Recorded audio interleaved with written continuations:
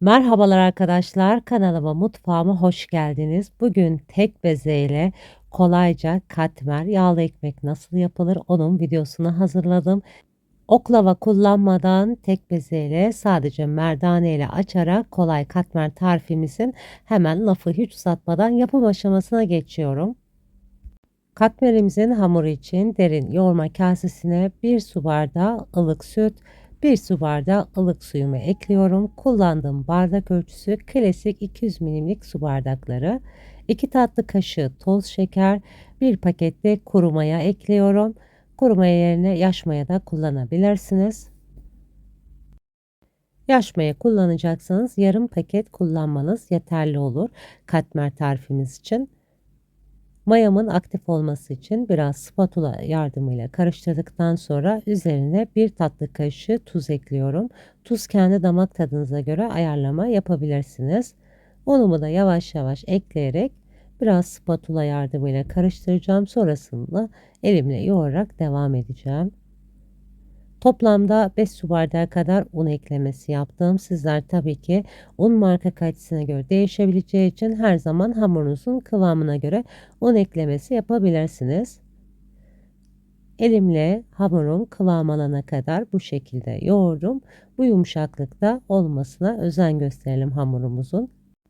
5 su bardağı unum yeterli gelmişti. Kullandığım un bardak ölçüsü de yine 200 milimlik su bardaklarından. Hamurum gördüğünüz gibi artık mayalanmaya hazır. Bu kıvamı geldikten sonra hamurumun üzerine kapatıyorum. Yaklaşık 45 dakika oda ısısında mayalanmaya bırakıyorum. Havaların da sıcak olması sebebiyle 45 dakikada hamurum mayalandı. Tabii ki bulunduğu ortamın sıcaklığına göre bazen 1 saatte de mayalanması gerekebilir. İlk havasını yoğurma kabımın içinde mayalanan hamurumu çıkartıyorum. Hamurumu unlanmış tezgahımın üzerine alıyorum. Biraz da hamurumun üzerinde un serpiyorum ki arkadaşlar toparlanması için bu şekilde elimle baskılar uyguluyorum. Ve tekrardan üzerini unladıktan sonra artık merdanemle hamurumu açmaya geçebilirim. Hamurum yumuşak ve kıvamlı olduğu için merdane ile çok kolay büyütebiliyorum. Çok fazla böreklik kadar incecik olmayacak şekilde büyütebildiğim kadar hamurumu büyüttüm. Büyük dikdörtgen şeklinde açmam yeterli oldu hamurumu. Sonrasında arkadaşlar kenar kısımlarından bu şekilde hamur kesme aparatımla karşılıklı olacak şekilde 4 parçaya kesiyorum. Kesmiş olduğum hamurumun üzerine 150 gram kadar tavada eritmiş olduğum tereyağım var. Tereyağı yerine katı yağ da kullanabilirsiniz ama sağlık açısından tereyağı kullanırsanız daha güzel olur. Çok fazla tereyağımı yakmadan kısık ateşte eritmeye özen gösterdim.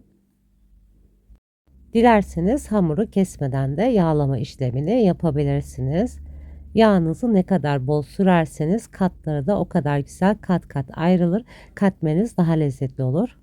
Hamurumu bolca yağladıktan sonra bu uç kısmından içeriye doğru katlıyorum hamurumu. Öbür uç kısmında üzerine katlıyorum. Ve tekrardan katlamış olduğum hamurumu bu şekilde devam ederek tekrardan uç kısmını içe, öbür uç kısmını da üste gelecek şekilde katlayarak gördüğünüz gibi çok kolay oluyor arkadaşlar. Ve kat katta tek bezeyle kolayca bu katmer tarifini mutlaka denemenizi tavsiye ederim. Katlayarak devam etmiş olduğum hamurumun son katlama işlemlerine geçiyorum. Son katlarını da üzerine kapattıktan sonra kenar kısımlarını bu şekilde kapatarak yağ donana kadar beklemeye alacağım. İlk önce bu kenar kısmının güzelce toparlanmasını sağlayalım. Çok az unlamış olduğum servis tabağının üzerine hamurumu alıyorum. Üzerinde buzdolap poşeti örterek yaklaşık 15 dakika yağ donana kadar beklemeye alacağım. Eğer bulunduğu ortam çok sıcaksa buzdolabında da bekleterek 15 dakika yağın donmasını da sağlayabilirsiniz. Hamurumun yağda 15 dakikada çok güzel donmuş. Gördüğünüz gibi hamurum da çok güzel mayalanıp dinlenmiş. Hamurumu yağlı kağıdın üzerinde açacağım ki arkadaşlar tepsiye yerleştirmek daha kolay olsun.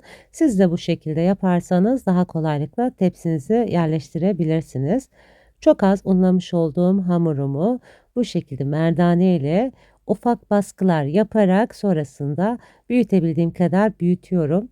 Hamurum yumuşak ve kıvamlı olduğu için merdaneye hafif bastırmam yeterli oluyor istediğim büyüklüğe gelmesi için. Yağlı kağıt üzerinde kolayca merdane ile açmış olduğum hamurumu tepsimin içine alıyorum. Hamurunuzu bu şekilde yağlı kağıdın üzerinde açarsanız tepsinize de kolayca yerleştirebilirsiniz. Hamurum yeterince büyütmüşüm ama kenar kısımları da birazcık tepsinin büyüklüğüne göre elimle bu şekilde ayarlamalar yaparak tamamen tepsimin büyüklüğüne gelmesini sağlayacağım.